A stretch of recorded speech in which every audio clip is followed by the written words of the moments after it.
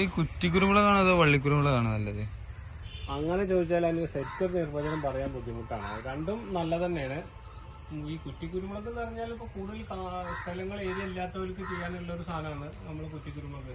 അത് മണ്ണിൽ ഒരു 5 സെന്റ് 10 സെന്റ് അല്ലെങ്കിൽ വീടിന്റെ ഫ്രണ്ടിൽ ബാക്കിൽ അല്ലെങ്കിൽ ചെടി വെക്കാൻ പറ്റിയ പോർഷനിലൊക്കെ നമുക്ക് വെച്ചുകൊണ്ട് പൊട്ടാസ്യത്തിന് ചെയ്യാം.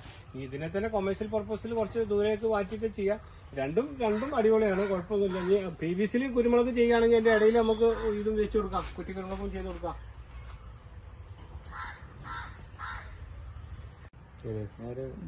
കൊണ്ടുപോയിട്ട് എങ്ങനെയാണ് നമ്മൾ ചെയ്യേണ്ടത്? കൊണ്ടുപോയിട്ട് നമ്മൾ ഫസ്റ്റ് ചെയ്യാനുള്ളത് ഞാൻ പറഞ്ഞ ഈ പോട്ടി മിക്സ് റെഡിയാക്കും. മണ്ണ് ചട്ടിയിലല്ലേ വെക്കുന്നത്. പോട്ടി മിക്സ് റെഡിയാക്കിയിട്ട് ചട്ടി നിറക്കുക. എന്നിട്ട് അത് ഓരോരുത്തരും ഞാൻ പറയാം, ചിലവർ മണ്ണിന് അസിഡിറ്റി മാറ്റാൻ കുമ്മായിട്ട് 15 ദിവസം കഴിഞ്ഞിട്ട് അങ്ങനെ പലരും ചിലവർ കരിയിലിടും, ചിലവർ മണലിടും, ചിലവർ ചകിരിച്ചോട്ട്. അതൊക്കെ ഓരോരുത്തരും ഇഷ്ടം. പലരും ഓരോ ഐഡിയ അല്ലേ. ഇപ്പൊ നമ്മള് പലരും പല സ്റ്റൈലിലല്ലേ കൃഷി ചെയ്യാം. അങ്ങനെ അത് ചട്ടി നിറച്ചതിന് ശേഷം ഇത് കവർ കീറുക, അതിനകത്ത് പ്ലാന്റ് ചെയ്യാം. ഇതിന് നേരം എങ്ങനെ വരിക? നമ്മൾ എത്ര നേരം നനക്കണം? രാവിലെ ഡെയിലി ഒരു ദിവസം ഒരു നേരം നനച്ചു വൈകുന്നേരം. ഇപ്പൊ രാവിലെ നനക്കണമെങ്കിൽ വൈകുന്നേരമാണ് ചെടി ബെസ്റ്റ്.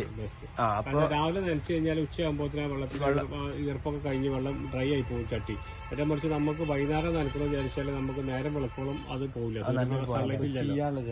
ഇത് പൊളിബ്രീനല്ല, ഇത് ചെയ്യില്ല.